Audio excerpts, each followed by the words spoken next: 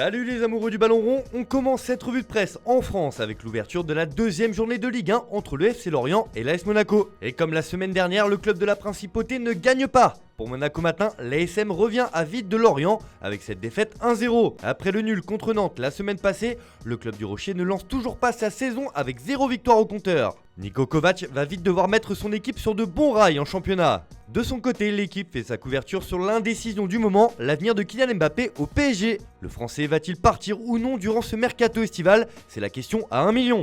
Et maintenant s'interroge le quotidien sportif. Après l'arrivée à sensation de Lionel Messi, l'avenir incertain de Kylian Mbappé au PSG obsède de plus en plus les esprits parisiens. Mis sous pression par les dirigeants pour prolonger, Mbappé se pose toujours des questions sur son avenir. Et ce n'est pas près de se terminer puisque le Real Madrid envisage de formuler une offre d'ici la fin de l'été. On file en Angleterre où la Premier League reprenait ses droits hier soir. Pour la première journée, Arsenal affrontait Brentford.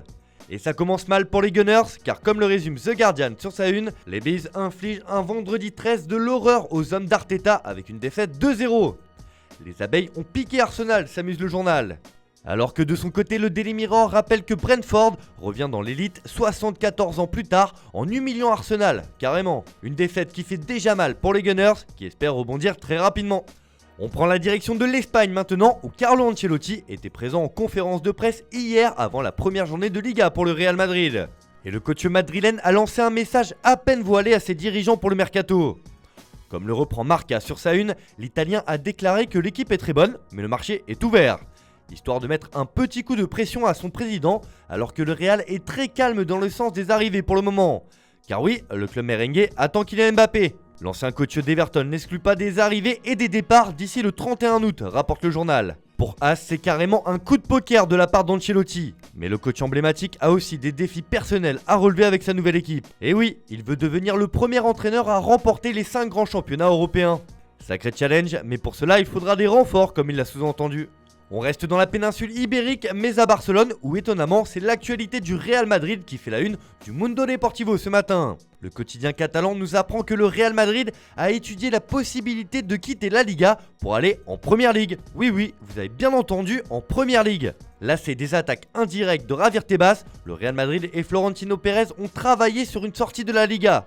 Entre l'opposition constante de Javier Tebas au projet de Super League ou encore l'accord conclu par ce dernier avec le fonds d'investissement CVC, Florentino Pérez en avait clairement marre des nombreux coups de couteau dans le dos, comme l'écrit Mundo Deportivo dans ses colonnes. Une véritable bombe qui risque de faire grand bruit, même si la faisabilité de l'opération semble compliquée avec le Brexit. Mais tout de même, au Barça, en revanche, c'est la guerre entre Joan Laporta et Josep Maria Bartomeu, écrit Sport ce matin. Dans une lettre ouverte, l'ancien président accuse l'actuel d'inaction lorsqu'il s'agit de prendre des mesures pour enregistrer les joueurs, comme la réduction des salaires ou l'accord avec CVC, et lui demande pourquoi il a pardonné 16,5 millions d'euros à Neymar. Ambiance. On termine ce tour de la presse en Italie où l'avenir de Paolo Dybala devrait bientôt être réglé. L'Argentin fait la une de Tuttosport ce matin qui placarde le Dybala Day. Une veille de 15 août cruciale pour l'attaquant. Une nouvelle rencontre est programmée avec son agent pour prolonger son contrat avec la vieille dame.